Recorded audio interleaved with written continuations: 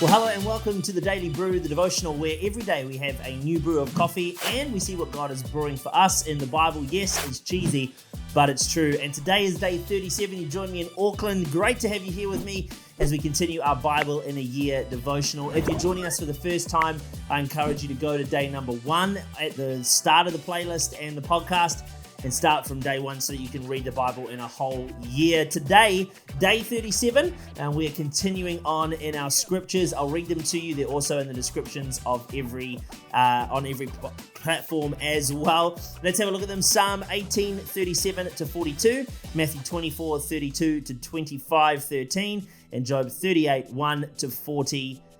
Verse 2. Those are our scriptures for today as we steam through the Bible at a rapid rate of knots. It is so good to have you with me today. Before we go any further into the Bible for day 37, let's talk brews. And today we are back with the Avalanche Franz Joseph Strength 5 whole bean. Now, I loved this as an espresso and I thought I'd try it as a filter, so I've used the Chemex.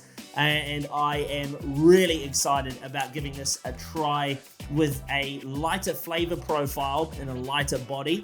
It was really lovely, the last one, espresso. It had the full body flavor. So I'm looking forward to trying this as a Chemex today.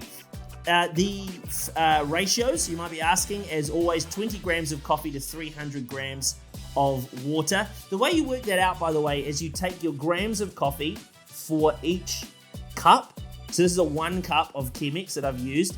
So the 20 grams of coffee, and then you multiply that by 15, and that's how much water you should use according to various platforms online that I use to study how to make it. So let's give this a go today. The Franz Joseph filter in the Chemex. Cheers. Let's give it a go.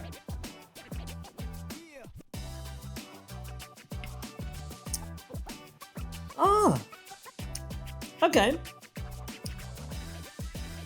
I'm not getting really anything out of this at all as a filter, which is disappointing because I was really looking forward to that as a filter.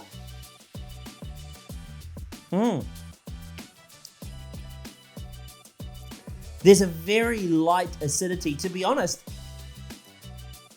as always, there could be a chance that I've done something wrong, but it's very flat. There's no flavor that I'm getting through this. There's not really much in there. I'm actually a little bit disappointed because I was really looking forward to this one. I don't know, I could have brewed this wrong, but as I've done with every other Chemex so far, I didn't change my brewing method at all, so maybe it needs a less coarse grind. I'm going in for the third time just to try and salvage anything. It smells nice. Yeah, I'm desperately trying to get any flavor in that, but I'm just not. Oh, that's disappointing. That's actually real disappointing. The Avalanche Franz Joseph as a filter, it's not really working for me. I'll try it again at another date, I think, and try and get some flavor out of it, but I'm disappointed at the lack of flavor in there. There's very light hints of some sort of citrus, but largely tastes like water. Well, that's it for the brews today. A bit of a disappointment today for day 37. But there you go. I'm shocked because this was really good as an espresso. I'm going to put it down. I'm going to hope that I brewed it wrong. I'm going to give this another couple of tries in the days to come and see if I can get some good flavor out of it. That's enough of the brews though today. As disappointing as that is, the Bible never lets us down. Come on, somebody. Come on, somebody. Okay, let's get into the Bible for today. As someone who's been in ministry for 10 years, I've learned that I actually don't need to know everything about God. There's a lot of pressure in our society to be in the know, quote unquote, about things. News, social media, peer pressure, and having unlimited access to information has created the sense in our generation that we must know it all the time. Without knowing it all, somehow we seem to be inferior to those who do. When it comes to God, though, there is no possible way that we could know everything about him. That's not to say that we shouldn't try to know more, but it's to say that we shouldn't feel the pressure to actually know everything. I have this concept that I want to throw out there today and see if it works. It's this idea of having healthy biblical agnosticism. Now, agnostic means a person who holds the view that any ultimate reality, such as God, is unknown and probably unknowable. Now, before you throw tomatoes at your TV screen or throw out your headphones in absolute disgust that I'm somehow anti-God, no, I want you to hear what I'm saying. We can know God in an intimate and personal way. We can experience God's presence. We can live in the fullness of life that God is saying. It's not that God is unknown, but there are some things that are unknowable about God. We have to be okay with that. We have to be okay with some healthy biblical agnosticism. There are some things that are just unknowable. Deuteronomy actually tells us about these things. They call them the secret things. This is what it says in Deuteronomy. We haven't read the book of Deuteronomy yet. I'm kind of skipping ahead and I'm pulling from different books to just land this sort of concept. But have a look at this. Deuteronomy says, secret things belong to the Lord our God, but the things revealed belong to us. There are some things that God reveals to us that belongs to us, that knowledge, that revelation, that wisdom. But there are some things that God hasn't revealed to us yet. And those are the secret things. They belong to God. Nicky Gumbel actually says this, and I want to have a look at this, Nicky Gumbel. He says, we need to be clear about what the Bible is clear about. Don't be agnostic about what you can know, but equally don't be dogmatic about the things that the Bible is agnostic about. So I want to have a look at some big questions that we ask ourselves, big questions that people ask in our generation. And I want to have a look at what the Bible has to say about those things. We're going to look at 3 things today and see what the Bible says about knowing and unknowing those things. So then the first one I want to look at is my future. That's a big question that we like to ask is, well, what's my future going to look like? What does my future hold? What's in the future for me? We love to ask and speculate about what the future looks like. We have people actually who make it their job to speculate about the future. Lots of doomsday, lots of catastrophic prophecy about the future. And we actually have no idea to know if these guys are right or not. One thing we do know, though, is that with this mindset about our future, we spread fear and not faith. Coming out of COVID-19 here in New Zealand, we've seen fear being used as one of the primary tools by officials to get compliance by the people of New Zealand.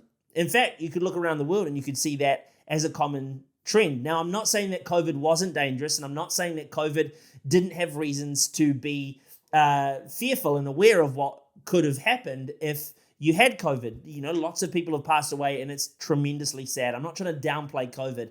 What I am trying to do is just highlight the fact that fear, when it's used as a tool to prophesy about the future, it creates the sense of, fear. It creates a sense that the world's coming to an end. It creates anxiety. It creates in people complications that I don't think that God best desires for his people. If you look at the environment conversation, we're seeing people now, young people that are now environmentally anxious. In schools, with the language that's being used about the future of our planet, there are kids now in our nation and in the nations of the world who are exhibiting anxiety symptoms about the environment. There's lots of fear being used in our generation, and we can see the side effects of that fear quite plain and simply.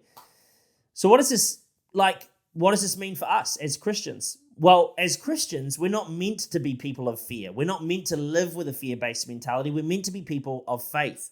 Faith tells us that God knows when you need strength and supply. Not only that, he will follow through and give you what you need in any given situation. David writes this, he writes, "You armed me with strength for the battle." Whatever lies ahead, God will supply you with what you need to get through. No matter how bad the future looks, no matter what difficulties you're facing, we have to rely on God and know that our future is safe in God's hand because he's a provider. But not only that, he prepares and arms us with strength for the battle. Look with faith into your future. That's what I want to encourage you to do. When it comes to your future, you can't possibly know what is to come, but what you can know through the eyes of faith is that God is with you and for you. So I want to encourage you, look with faith into your future, knowing that God is on your side. The second sort of question that people like to ask is, well, when's Jesus coming back again? He said he's coming back soon. People. So when actually is soon? Jesus does make it clear that he is coming back again, but he also makes it clear that we're going to have no idea when it's going to happen. It's surprising to me that this is such a huge topic of conversation within church circles. Nobody can possibly know when Jesus is coming back. Lots of Christians spend their time, there are so many YouTube channels spending their time on doomsday. Jesus is coming back. We're looking for these signs. I'm not saying we shouldn't be aware that Jesus is coming back. I'm just saying spending our lives dwelling on it might not be the best use of our lives. We can become so consumed with this conversation. But can I suggest that it's probably a waste of your time if you're spending heaps and heaps of time in this conversation? You're not meant to know when he's coming back. You're never going to know when he's coming back. In fact, Jesus says that he won't even know when he's coming back, that only the Father will know, and that when he's coming back, the Father will tell him. The instruction is to keep watch, okay? Not study and be stressed looking for signs. While we wait, we need to make sure that we're being the hands and feet of Jesus, serving people while we wait for Jesus to return. We need to communicate the gospel message because he is coming back. And when he does, it might be too late for some people. While we wait, we need to remain ready. In verse 45 to 51, Jesus talks about the wise and wicked servants and the 10 virgins with the oil. The wise ones remained ready, and the virgins who had enough oil were wise.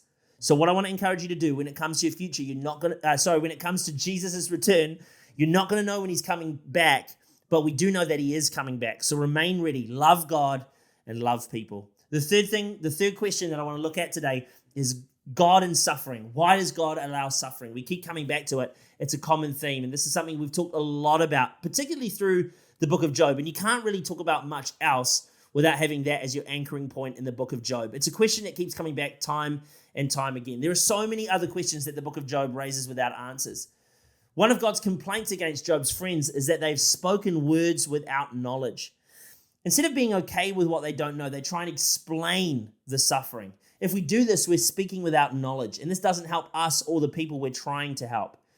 Did you know that in God's response, after 30-odd chapters of listening to this, he asks 49 questions of Job that Job has no possible answer to? I think the point of these questions is to illustrate that we just don't know. We won't know. We can't possibly know it all. There are secret things that belong to God. And when we get to heaven, we might also be able to understand, but we have to be okay with some things just being a mystery to us. When suffering comes, we don't always know why. The book of Job is not about helping us understand why suffering is. It's more about helping us see that God is with us in the midst of our suffering and what our response should be to our suffering too. Verse of the day. Yes, it's a super sneaky extra bonus verse at the end of our devotional that we pull out and have a look at. It says this in Job 38:3, brace yourself like a man. I will question you and you shall answer me. We need to grow up. We need to be mature and be able to sit with God and have some tough combos with him. Too many of us, my gut feeling is that too many of us are sitting, sulking, and refusing to be confronted or to confront things in your life. If Christ is going to be made known, it's going to require people like you and me to stand firm and brace ourselves for what is to come. And that is it for today, the Daily Brew, done and dusted, day 37. Now that it's cooled down, I'm going to give it another try because I don't feel good about this.